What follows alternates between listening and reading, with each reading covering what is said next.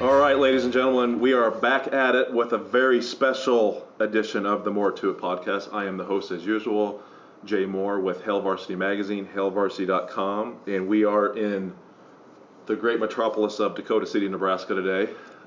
This is already teed up to be one of my favorite podcasts I have done to date. I think you all know that I am the golf junkie. We still talk obviously a lot of football on here, but this is pretty cool when one of your best buds decides to build a golf course in Nebraska. Of course, I had to come up here and record, and it's really cool that everything's worked out. We're all sitting here with some cocktails, and I have Mr.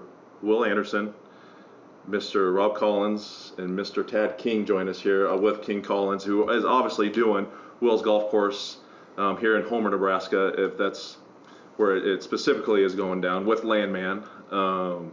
Gentlemen, say hello, and thank you for taking some time out of your day to join the More To It podcast. Thank you for having us. Great to be here. Thank you. Yep. Glad to be here. Yeah. So let's start. I want to get this. We got to start with you, Will, because you're the man behind the plan here, and you had the property. Take us back to. I mean, we're here at your 9-hole golf course, Old Dane, which is a phenomenal 9-hole golf course here in Dakota City. If anybody wants to make a trek up here to play a great 9-hole golf course with some of the best greens I've ever putted on, take your butts up here to play this 9-hole golf course because it's really good. But your vision for this place, and just like, I know you wanted to do this for a very long time, but just how this kind of started and where you began looking, because in the property you guys had. So just, I guess, as best as you can, take us through the early process of deciding how to go about this. Well, I guess early process would have been probably 2014 into 2015, where we had this piece of property that hadn't been farmed in roughly about 30 years. We didn't know what we wanted to do with it. I've always thought since I was in high school it would be a really cool property. Since I got into golf, a little later, probably 10, 11 years old, but when I was in high school I thought it'd be a cool property to have a golf course on. So flash forward from 2000 to 2014, I've been farming with my dad, and I said to him, this honestly, this piece is never going to be farmed again. We're not going to do anything. There's not going to be cattle on there. It's just going to be prairie ground and CRP. And he said, well, what are you thinking? And I go, golf course would be kind of fun. And since he's never played golf, it was tough to convince him to even get to the point of asking a designer to even look at it.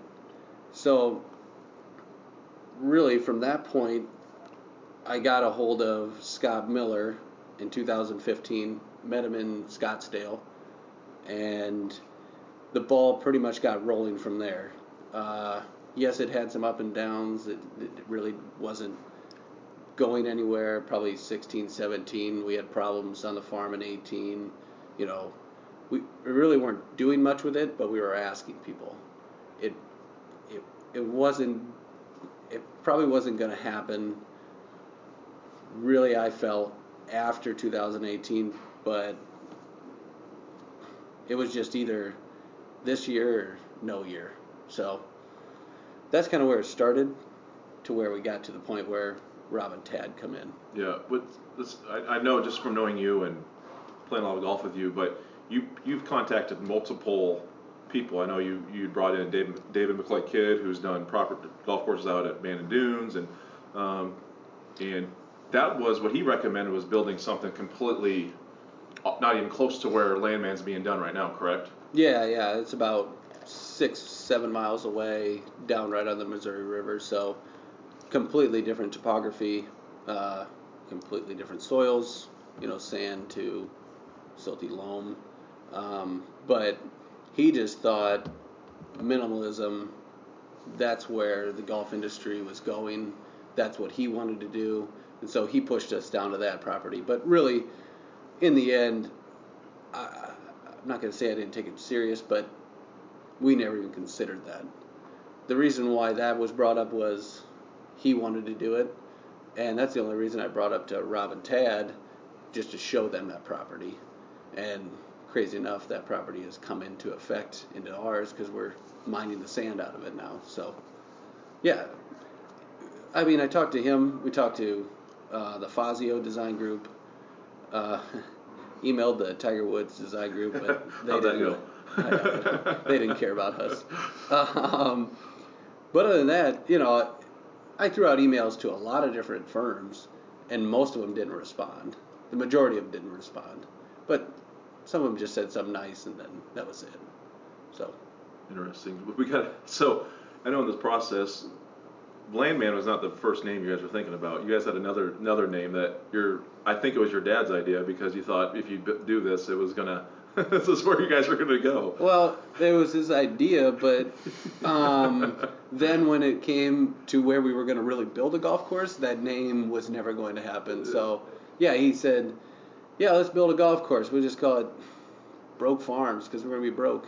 And I said, okay, sure, and then when finally we signed the contract with Rob and Tad, he was going on the other side. He goes, well, we can't call it that because we don't want that connotation of we're going to be broke.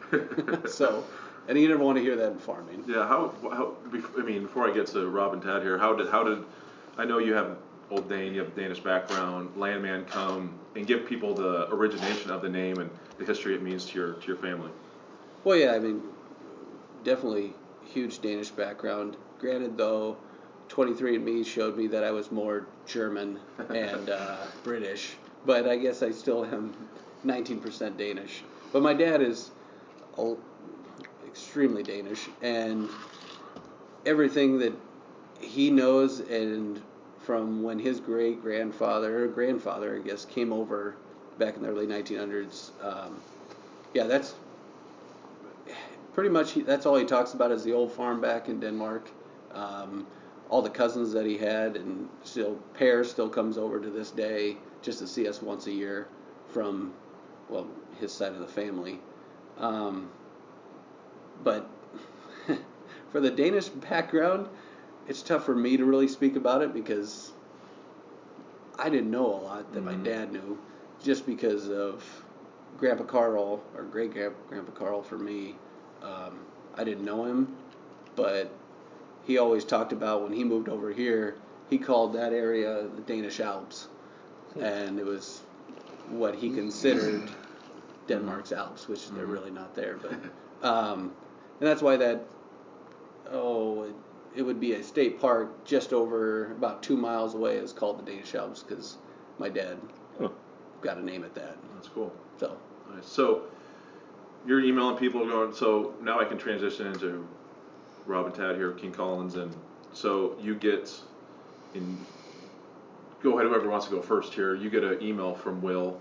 You guys, Sweetens Cove, everyone knows the story. If you hadn't heard it, I mean, Rob just did a spectacular podcast with the No Laying Up guys and Solly over there, and kind of hearing their background. And but you get this from Will, and where you guys at in that time frame? What's your initial reaction of like someone's interested in us doing another golf course in Nebraska? So kind of take me back to your guys' first interaction with Will and trying to figure out if this is a project doable for your brand, I should say.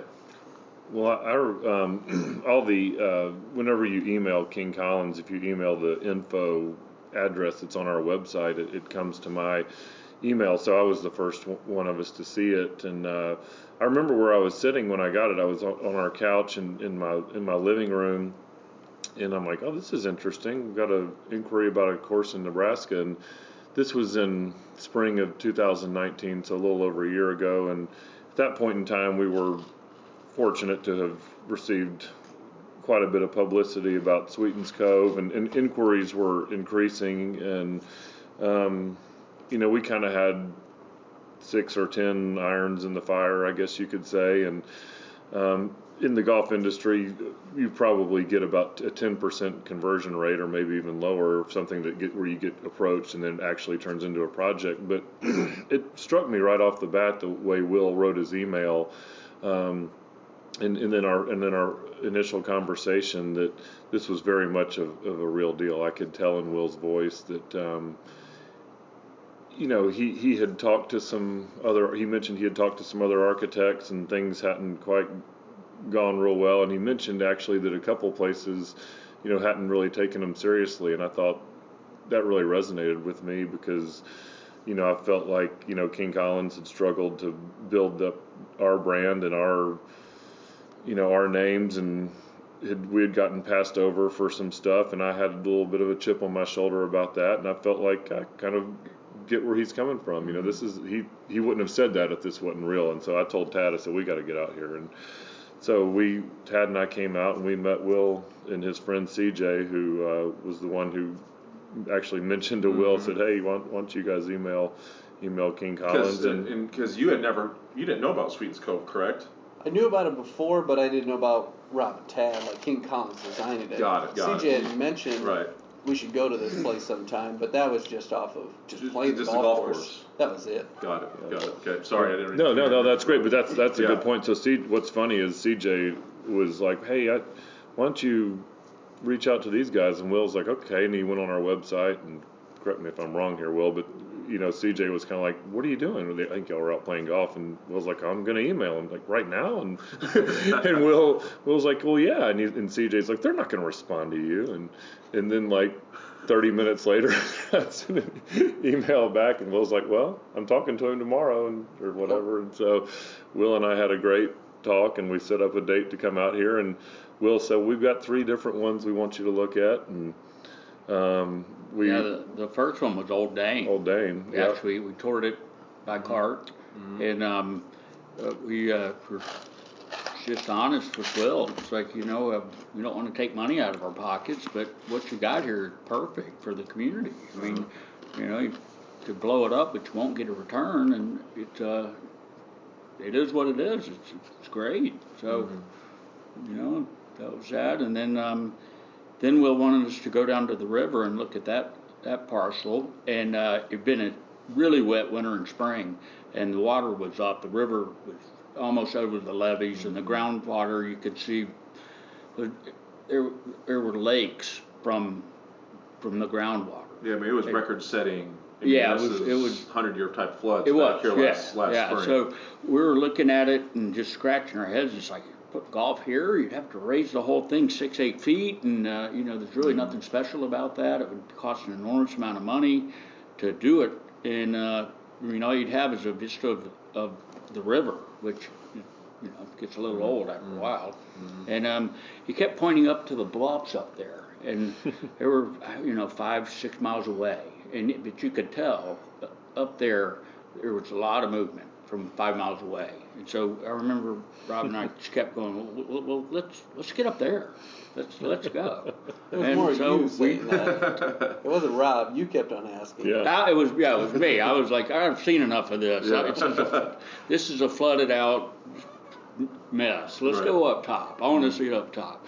So we got up there, and Will explained the history of it. It's 580 acres which in the crop production program, and we just drove it, and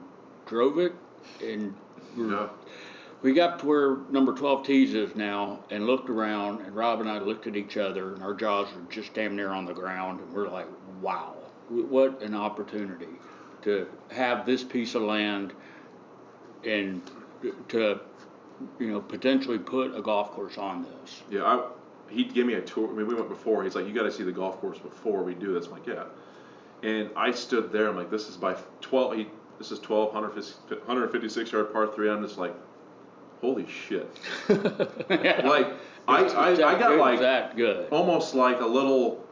I mean, not emotional. I'm like, this is so like therapeutic. Almost like standing on this box. You can see all the property. It's amazing. You got this green sitting here, almost like an infinity type green. It kind of goes, but it's like you just see everything. It's like this is beautiful. It's interesting you bring that up. It almost takes your breath away.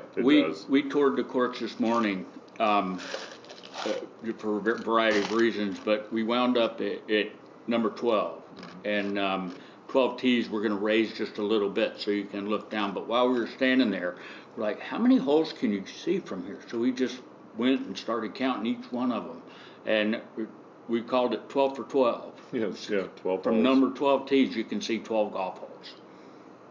That's awesome. Long. You can see all the way to the clubhouse, which is on the complete other side, the milk carton bunker. Right in front of 18 green. I mean, You can see South Dakota, you can see Iowa. Yeah. You can see everything. You're probably at that point you're probably 1,200 yards from what we call the Sitwell Green, which is kind of,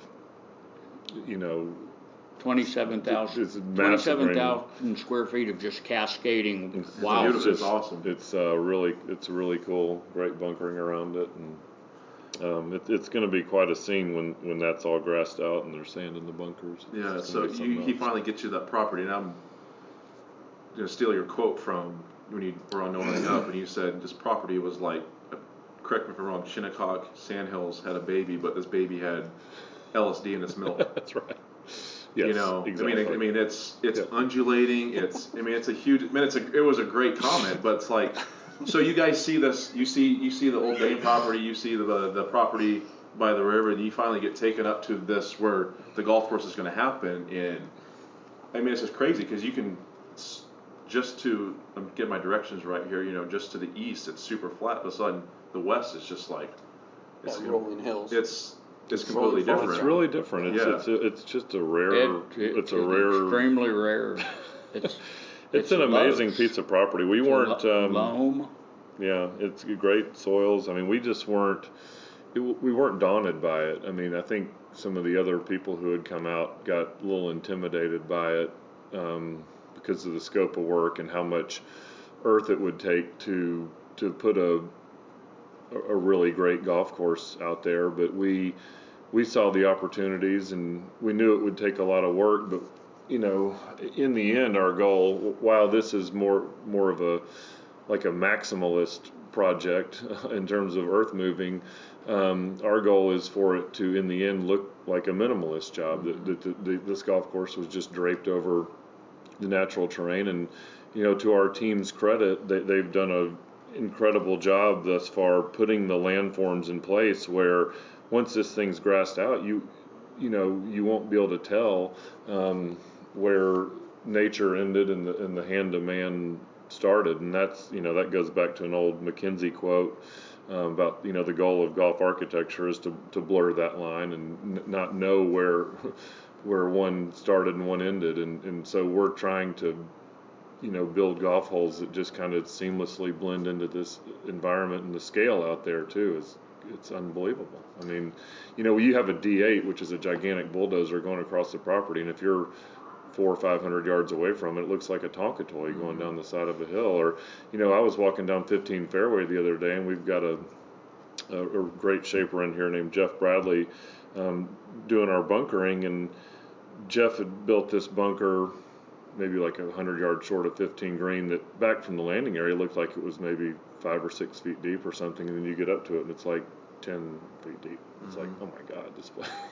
You just the landforms just get even just dwarfed in this massive scale, and it's just so much fun to work in it and bounce out. Tad and I bounce ideas off each other and off of our guys working with us, and just kind of run with it, and it's just a hoot. It's a blast. So you guys finally see the property. Will shows it to you. I mean, how soon you're like, say, shit, yeah, let's do this. I mean, did you guys have to go? Did you guys go back home and think on it a little bit? We did. We felt like there was good chemistry between King Collins and the family. Yeah. And so we shook hands and parted ways, and then the Andersons asked us like, well, what's the next move? And it's like, well, that would be a master plan. We would route it and give you a budget, and so they agreed to that. And we came out, and Rob and I both had a trip planned for 5 days to route this thing, and we knew where the clubhouse was. That helped a lot. And so that's a good start, a huge start. So we knew where we were starting,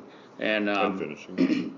Number one just kind of came into place, and number two, it just everywhere you looked there was a golf hole. And we feel like, okay, you know what? I feel like it's time for a short par 3. And you just look around and like, well, there it is. Right. You know, it's like, okay, now we need a ball busting par 4. And it's just right off the. There it is. You know, there's one right there. And then we routed the whole thing in about just over half a day. And while we were done, we figured out we only had 16 holes. So there was a bean field out in the far west. So we called Will and said, "Hey, you happen to own this?" And I think he's like, "No, that's our cousin's, but you can use it." So we're like, Oh, it was ours. "Oh, it was yours?" I think they were racing it, yeah. So anyway, we're like, "Well, we'll put holes 9 and 10 out there, and then come back to 11," and that's what we did. And though by then it was, we just did the math. I think originally we intended to do 6, 6, and 6, 6 par 3s, par 6 4s, and 6 5s. And then once we added it all up on the scorecard, we were at a par 73. And that's what it's going to, it's going to be a par. Yep. It's Par a par 73. 73. There's 4 par 3s and 5 par 5s. 5 par 5s. Nice, yeah. very nice. So, where do you guys, your backgrounds come? Because you look at me, you say like, okay, because you go out there and you guys have so many different ideas from great golf course. I mean, the Sitwell Green comes from the old Mackenzie Sitwell course back in. I mean, it's not there anymore, right? So, Yeah, but like, there's just, Will's telling me you're just kind of little reminiscence of great golf courses all over the world. So, your philosophies, I guess, in golf course design and trying to, in making sure that works with Will. Because you guys could have one idea, but Will's like, I don't. Yeah. Just that chemistry that you talked about, Tad, and just making sure everything works together as one with what you guys want and what Will wants. Well, number one, we think about variety, strategy, playability, and trying to put a landscape out there that's going to have a infinite number of combinations or options of how you get yourself around it. And we don't want any hole to play, the same one day to the next. And so you think about all those things as general rules, and we want it to be fun, obviously. And then as referencing the kind of things that we kind of throw back to, like the Sitwell green, or we kind of got a modified Barrett's green on 15. We like to take inspiration from places we like, and then kind of put all those ideas in a blender and churn them up and kind of spit them out in a unique way. We don't like to necessarily copy something, but we take inspiration from other things. The old course, I love Pinehurst number 2. We both do. A lot of places like that, and then we, take these lessons that you learn from those places, and then you kind of put your own little spin on it, and a lot of it happens in a very fluid manner in construction, and like for instance on 15 green, which I think is one of the coolest greens I've ever seen. We had to wear the dirt out a little bit there. The first time it came out of the ground, it wasn't quite what we wanted, and then we massaged it, and it's kind of it's a Barrett's green, but it's kind of not. I mean, it's got the 2 plateaus and the swale, but it's also got this other, almost like a punch bowl along the left-hand side. It's about a 20,000 square foot green. It's not like any other Barrett's anywhere, but it's got that inspiration in there, and kind of putting a unique spin on things keeps it fun and exciting, and you're not forcing something onto something. Yeah, take a template hole and then give it your own twist, give it your own flair. Yeah. And you're not copying, but maybe there's a underlying theme that you work off of, and then just run with it from there. Use your own imagination. Yeah. So he was showing me. Talk about 6. We're gonna have a double green there, par 4 double green. 16. Sorry, 16. So 16, we've got this, like we'd have at a lot of places out here, just this gigantic landscape. It's a kind of a ball busting par 4, and it goes down and kind of up this hill, and there's this really neat natural roll in the middle that it just felt like we could divide this up, and like the 8th hole and 9th hole at Pine Valley, we could have a right green and a left green. And I kind of kept poking Will about it, going, "Hey, Will, what about 2 greens here? And well, what about 2 greens here? Yeah, I know you said no last time, but what do you think about 2 greens here?" And we kind of kept on it, and we have we're still massaging that hole, but basically the right green is going to be like a kind of a quintessential cliff hole. There's a big natural fall off on the right hand side. On the left hand side is that dune formation that I mentioned, which I mean it feels like you're in Ireland, but you look on this massive dune system, but looking out over the ocean is actually just looking out over these fields below and off into South Dakota and Iowa. And then the left green is going to be sit in this natural punch bowl. So it's two completely different holes, and however these guys want to set it up, it just gives them a template or a ground where they can do something different every day, you know. And it's a neat twist. I mean, it's like out of the blue, like you come off of 15 and you're like, whoa, this hole has 2 greens. That's kind of interesting. And what you said, it's going to be this day it's to this green, the next day it's the other green, no matter what, right? You're just, it's just going to flip flop every other day. One pin. One pin. Yep, and you'll see where it's at from the tee, so you'll know where to play. So you'll be able to see, You'll see both greens from the tees. Yep. Yeah, you'll see both of them, but you'll see where the pin's at. You'll see where the and then pin you'll is. be able to pick which side of the fairway you should be on. And there will be strategy built into it. The greens are Jekyll and Hyde. They are. They're polar opposites of each other. One's a cliff hole, one's a punch bowl. Yeah. The punch bowl's the green's higher elevated and it's a longer hole, but the green's much more forgiving. And so the green on the right, the cliff hole, is shorter with less of an elevation climb, but requires a more precise shot to hit the green. So when you guys come on property, how much time do you spend here before you guys go? And you got some other projects you're working on too. But when you come back, so you're here now. So how many days will you be here for, overlooking the site? Tad was here. What day did you get here? June 6th? I got here the 8th. You'll be here a week. No, this time. 10 days. 10 days this 10 time? days. I'm leaving tomorrow, which is... No, 12 days. So you're here 12 days this time. I'll be here for a week, and then I'm going to go home for a few days, and we're going to... I'll probably come back for a few more days, and then Tad overlaps, and then I'll leave. And yeah, we're wrapping up just the final little punch list in our project in New York, which is actually really good timing because this is starting to ramp up. I mean, we got screening, we're starting the feature drainage with irrigations going in. It's really full speed ahead now. So thankfully we just put New York to bed almost completely. We just have a skeleton crew there, which frees Rob and I up for the summer for the most part, other than business development. We've got 2 other projects, and whichever one gets their ducks in the row first in the fall will be the ones that we start.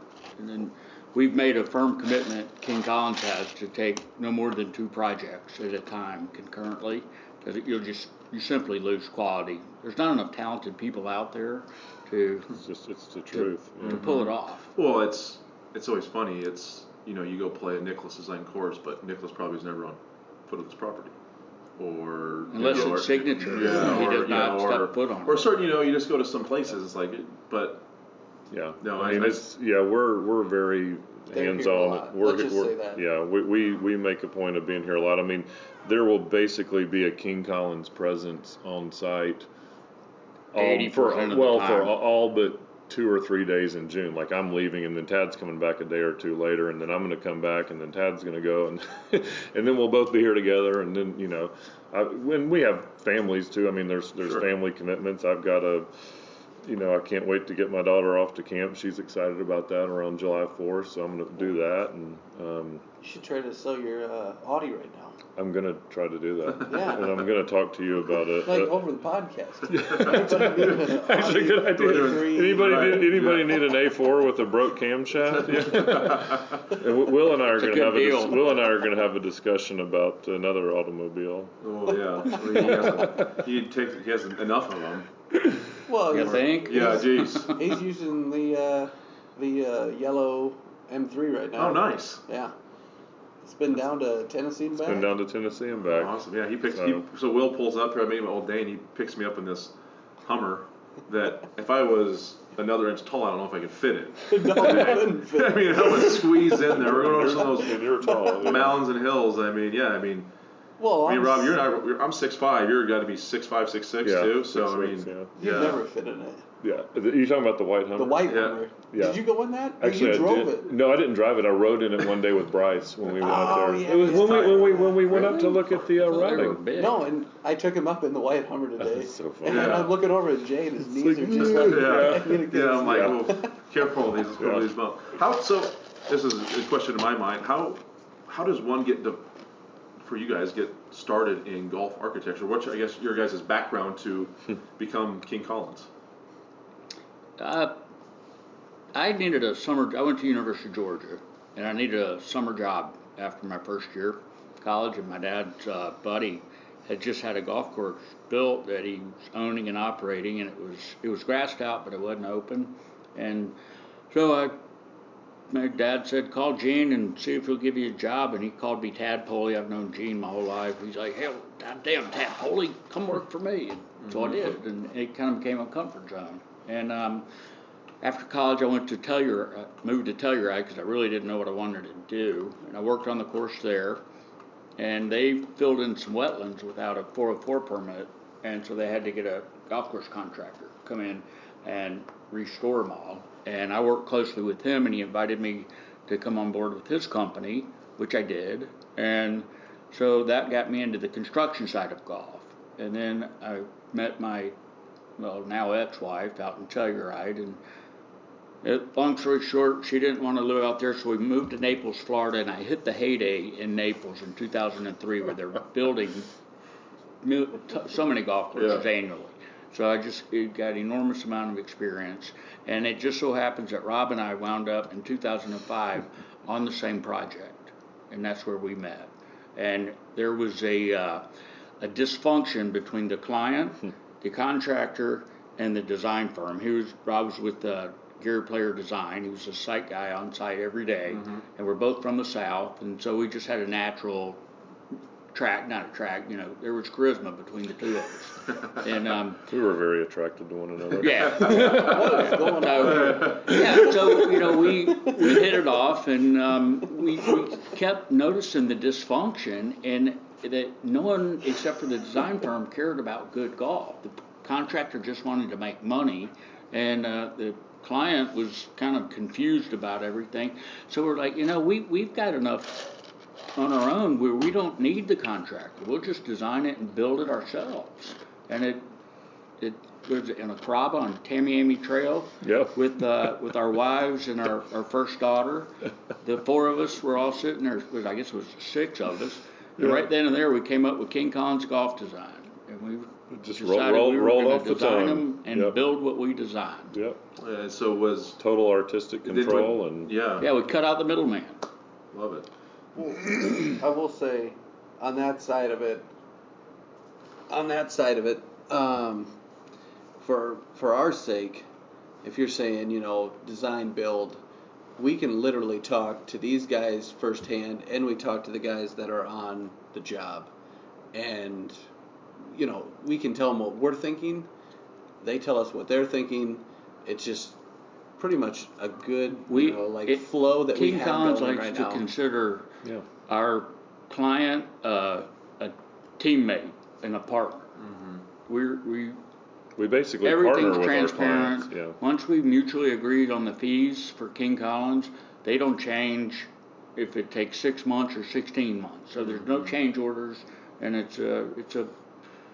we feel like we're partners with our clients. That's our job. And we try to help them get the best pricing and trim the budget as much as possible. And they've got free sand, so we're using free sand. We're not importing sand at a cost of $1 million or whatever. And it's that kind of cohesive relationship that helps keep the cost down, but it still allows you to deliver the quality that we can all be proud of. Yeah, it's a breath of fresh air.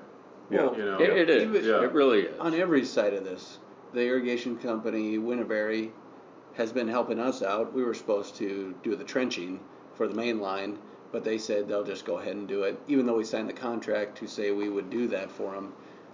But then all of a sudden they asked us for a tractor the other day.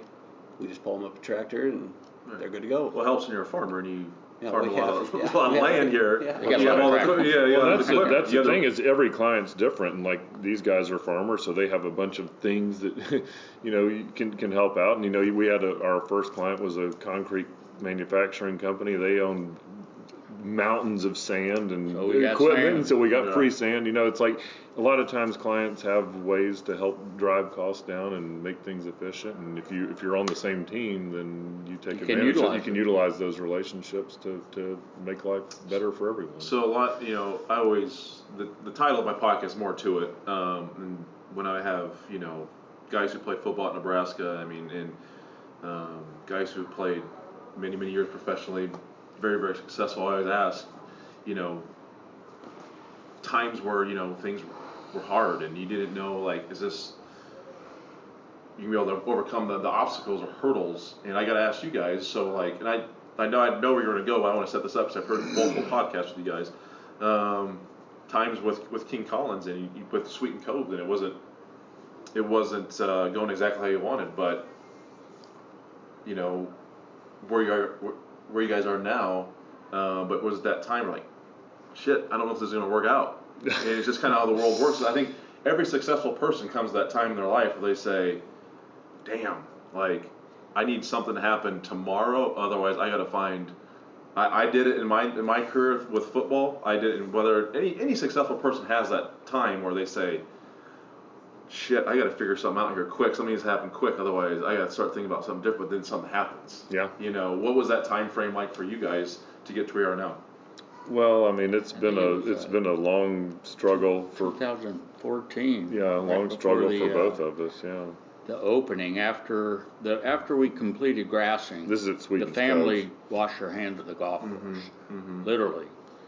Pulled the plug on all the labor, and Rob and I essentially grew it in, and then at some point after that they quit funding it. Yeah. And it went to seed for a year, and Rob and one of a partner of his took it over on a lease, and it was a struggle financially and mentally. And I'd been overseas building golf, and Rob and I commuted regularly, daily, and I was finishing up a project, and it was early fall in 2014, or is it the summer? Yeah, we took the golf course over in May of 14, and then we opened in October because we had to replant a bunch of the greens. I mean, the golf course had lain fallow for almost a year, as Tad noted, and then Tad was like, this project I'm on over here in Qatar is a nightmare. I'm going to come help you. So Tad came over in probably September or something like that and helped us push really hard for the last month to get the golf course open. But to get back to your point though, comes a point in the time. It's like, okay, what are you going to do? I always call it the come to Jesus moment. That's what I always I call it. If you have to have a serious talk, it's come to Jesus talk. Well, I had the come to Jesus moment with me. It's like, okay, there's no money left in the Sweet and Cove budget, none. So it was a gamble on my part, but it was a calculated risk and a calculated gamble. So I stayed over and I worked for 5 months for no money at all, just so we could get it open and get it played and get the media to where they could write some stuff about it. And fortunately, the media embraced it and wrote a lot of nice articles, and so that got it off the ground. And in hindsight, a very very wise decision on my part. But it's not an easy one to realize that I'm going to go half a year without making any money, but sure, I'm glad I did it.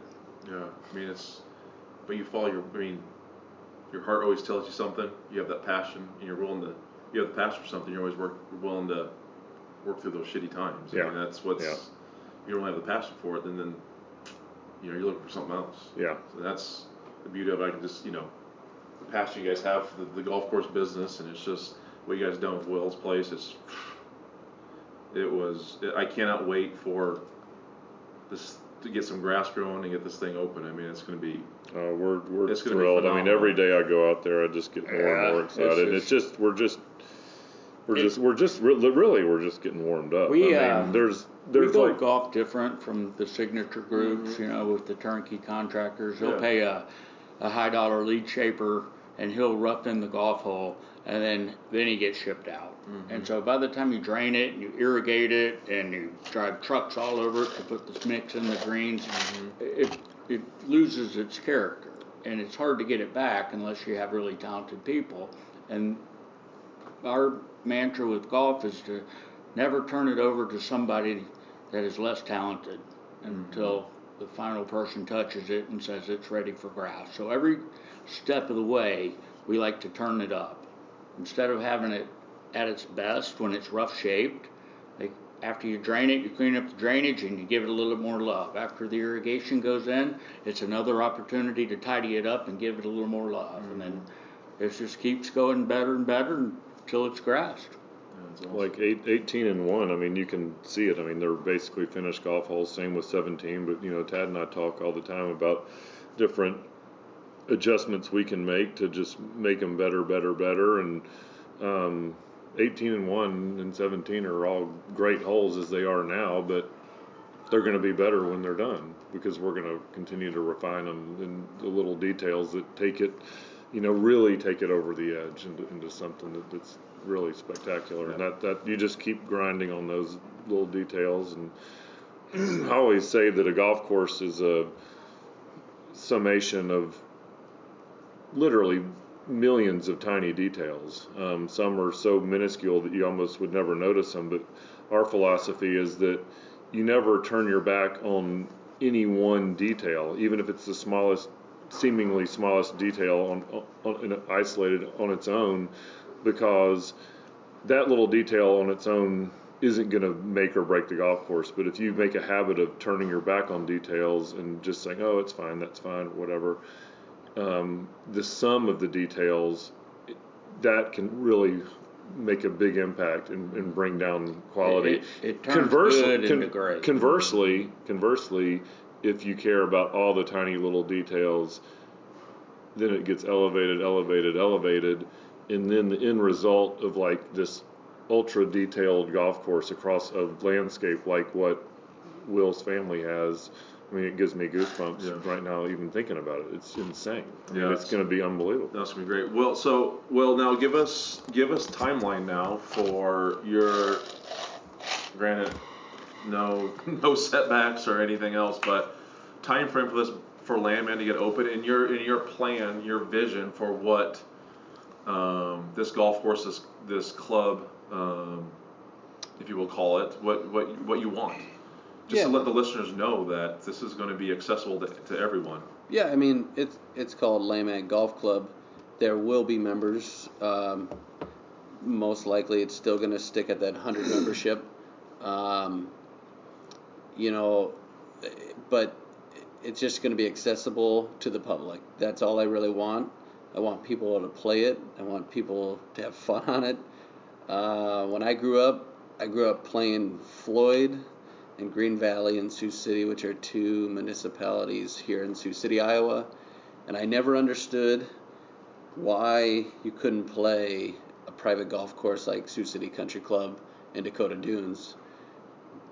So, in that sense, I just don't want someone to ever see this on the internet and go, oh, well, it's private. I can't play it. They will have the shot, and price-wise, we're still working on that, but it is going to be low cost for the surrounding area, and it will be low cost for outside of that too. But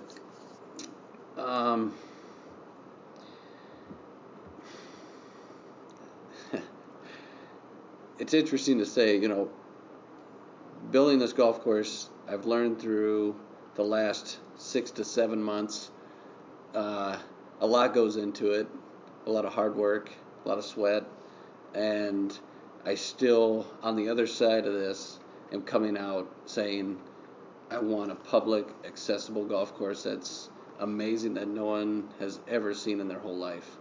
So I'm hoping one day it'll be that, and I think with Rob and Tad, yeah, it will be that. I mean, standing on that ground, I mean, there's going to be nothing like it. It's Well, gonna be so- an all day play, right? You'll pay a flat fee. You can play. It's Yeah, your we- vision. You Yep. play as many holes as you want for that flat fee, correct? Yeah, we will have that. I mean, we'll have if you want to play 18 in your local. Yeah. You know, if you just want to come out, just play 18 golf holes. Mm-hmm. But if you want to play all day, you know, we plan on putting cabins out there.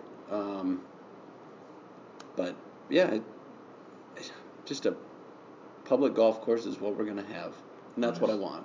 That's awesome. That's awesome. Yeah, I mean, I was just standing on that property today.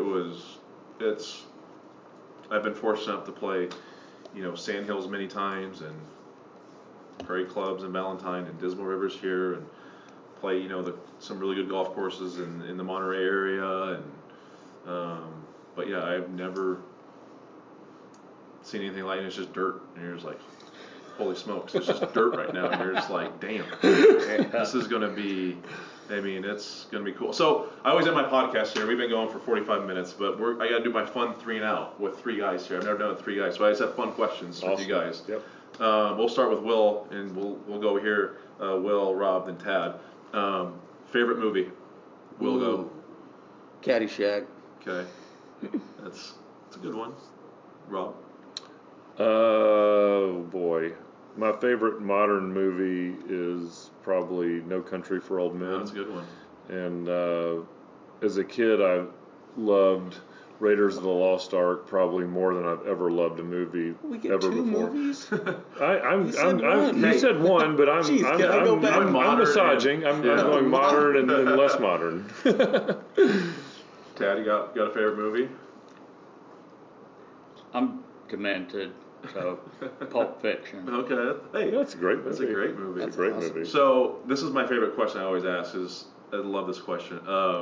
You have one concert to go to, and this band, this musician, this singer, this artist can be dead or alive. Who's that one concert you're gonna go to? Will. I gotta go with Lenny Kravitz. Okay. 100%. Love it, Rob. Growing up, I got into Guns N' Roses when I was in high school, and when you're in high school, everything is more intense.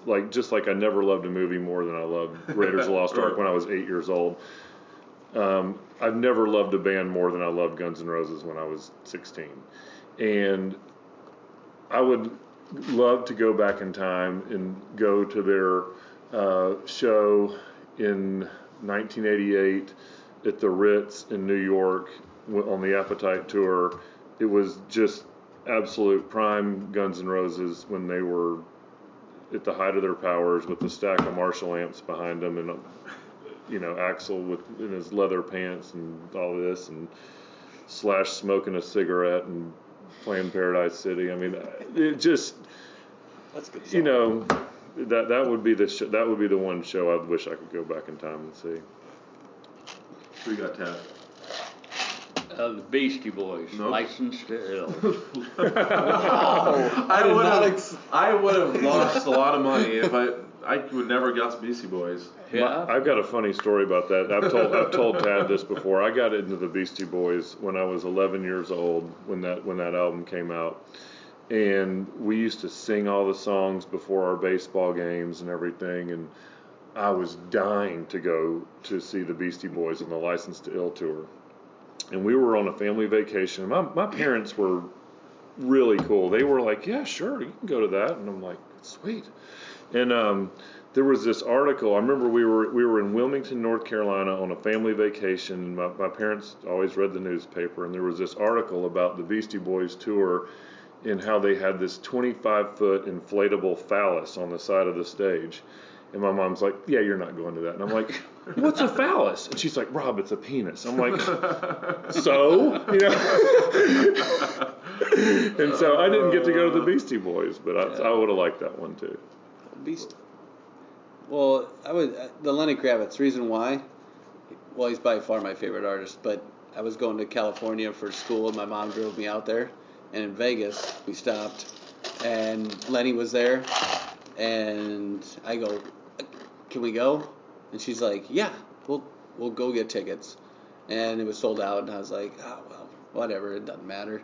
And Rob Williams was in town too, so we got to go see Rob Williams together. I know, like with my mom and I, it was very, she's like very old school. I was cringing the whole time, but then I look over at her and she is just laughing, as hard as she could, and I was like, all right, this is way better. That's awesome. Okay, so this is I'm gonna call it audible. So usually it's another fun question, like most famous person on your phone. But now I want to ask you guys favorite golf hole so far on Landman. Ooh, boy. Ooh. Mine's still 2. It's shaped, so that's unfair. But I'm leaning towards 15. Mm-hmm. It's a good one. 15. That's cool. I mean, that's Are you gonna go with it? We get that grassy hollow containment in there. I think that's just gonna put it in. It's gonna turn it to an 11. When Tad and I were routing the golf course, we came off the number where number 6 green is going to be, which is a par 5, and I was just had this nagging feeling in my stomach. I was like, we've got to get a great drivable par 4. We've got to get a great drivable par 4. And we looked to the right, and it was like, oh my God, look at this. And I said, Tad, shoot that little green looking grass over there, and he shot this face, and it was 270 yards away, and there was this little hollow right behind it where we could put a green, and it was so natural and such a perfect site for what I think has the potential to be one of the best short par 4s in the world. I mean, I'm an absolute sucker for short par 4s. If anyone ever asks me what my favorite hole at Sweetens Cove is, I mean, it's kind of like Sophie's Choice, but I always say number 5. That's like a 280-yard par 4 with tons of options. And, this one here at Landman can just be one of the best ever. I mean, I want people to be able to feel like they can drive the hole, and if they get out of position, they are going to pay one hell of a price. Mm-hmm. And we've got a green design where it's going to tilt away from the bad angles in the same way that the famous 10th at Riviera does, kind of a skinny green, but we're going to build a devil's asshole bunker in the front, like inspired by the number 10 at Pine Valley, and that kind of sucks balls down in. It'll funnel it in. And if you challenge this wall of bunkers on the left and get up over that, you've got a nice angle up into the green. And it's a green you can drive too. I mean, right now the green is the hole's staked out around 310 yards. I mean, I'd honestly like to see it.